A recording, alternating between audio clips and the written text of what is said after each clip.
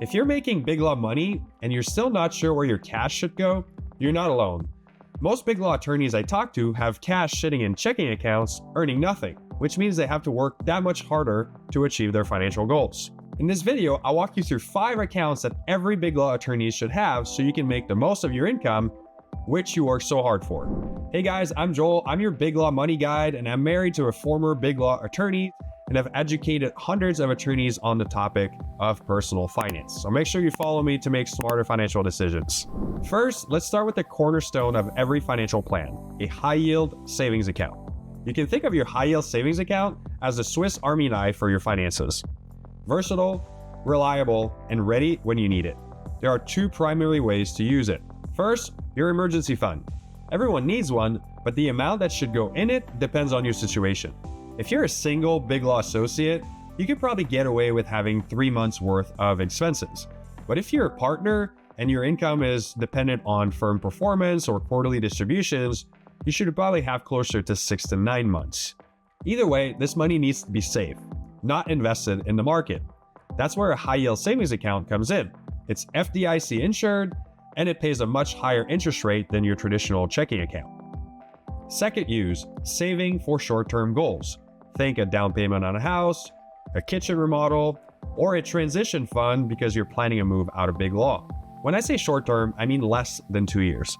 That's because if you have more than 2 years until you need to access the money, investing that money into a diversified portfolio of ETFs might provide better return for you and give you enough time to recover from a market dip if one happens. Bottom line is this: any cash you don't need immediately, but you also can't afford to risk, belongs in a high-yield savings account.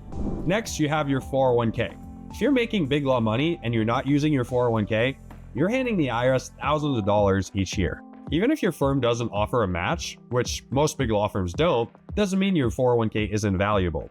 In fact, it's one of the best tools to build long-term wealth and cutting your tax bill.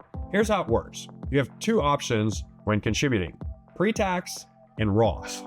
With the pre-tax option, your contributions come before taxes.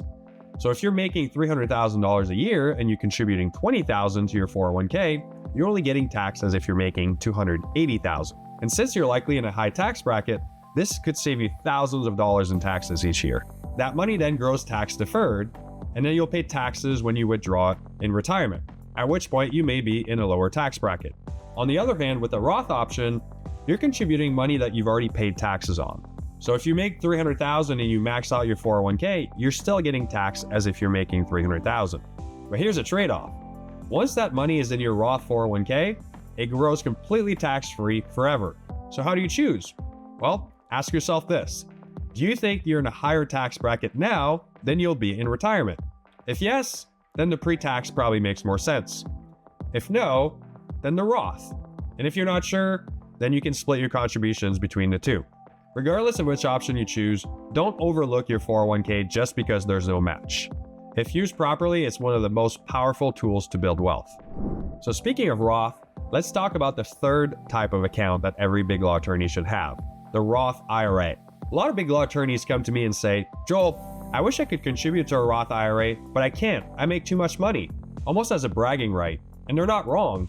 In 2025, if your adjusted gross income, or AGI, is above $165,000 for single filers and $246,000 for married couples filing jointly, you can't contribute to a Roth IRA. But here's the thing: not having Roth money in your portfolio could cost you over $100,000 in tax-free growth over your lifetime. Let me show you what I mean. If you invested $7,000 per year into a Roth IRA over a 30-year period earning 8%, you'd have close to $850,000 in completely tax-free money. But instead, if you invested that money into just a regular taxable brokerage account, you could lose out on over $100,000 because of the impact of taxes. Now, you're probably wondering why I'm telling you should invest in a Roth IRA, since you likely can't contribute to it. Well, the good news is you can, just not directly. There's a strategy called a Backdoor Roth IRA, and it's made for high-income earners like yourself. Here's how it works. First, you contribute to a traditional IRA, which has no income limits. Then you convert that money to a Roth IRA. It's a simple 2-step process. You contribute, then you convert. The strategy itself is straightforward. but the tax reporting can be tricky. So make sure you consult with a financial planner or a CPA before trying it on your own. Speaking of tax advantages, let's talk about another powerhouse most attorneys overlook: the health savings account.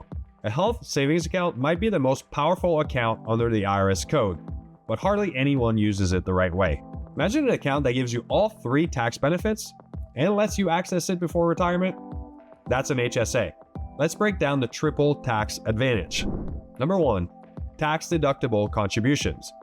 Every dollar you contribute reduces your taxable income. Number 2, tax-free growth. The money inside your HSA can be invested and grow without being taxed. Number 3, tax-free withdrawals. As long as you use that money for qualified medical expenses, you'll never have to pay taxes on that money again. But the mistake I see all the time is people contribute to their HSA and immediately turn around and use it for out-of-pocket medical costs.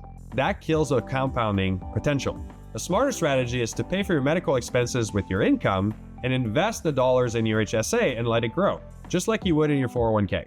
And once you reach retirement, your HSA becomes even more powerful. You can use it for, medical expenses, but also pay for Medicare premiums and even for long-term care costs. And if you don't need it for healthcare, once you reach age 65, you can withdraw the funds without a penalty. You just have to pay regular tax on it. But here's the best part. If you have a major medical emergency before retirement, your money's not locked up. That's what it's there for. It's better to use your HSA than rack up credit card debt. All right, the last type of account we'll talk about is a plain old brokerage account. You know how the IRS gives you tax break with retirement accounts? Well, there's always a catch. And that catch usually comes with limited access to your money. Sure, you get a tax deduction when you contribute to your 401k, but try accessing that money before 59.5 and you'll face a penalty. Or take the HSA. Great tax benefits, but you can only use it for medical expenses. Don't get me wrong. Retirement accounts are great for building long-term wealth, but sometimes the tax benefits don't outweigh the lack of flexibility. Let's say you want to buy a vacation home in the next 5 to 10 years. Time is on your side, so leaving that money in cash isn't ideal. Inflation will eat away at it. Instead, you're probably better off investing it in a moderate portfolio of ETFs because it could provide higher growth. That's where a regular taxable brokerage account comes in. No tax benefits, but no strings attached either. You invest the money and you can use it however you want, whenever you want. Another common scenario, you want to stop working before traditional retirement age.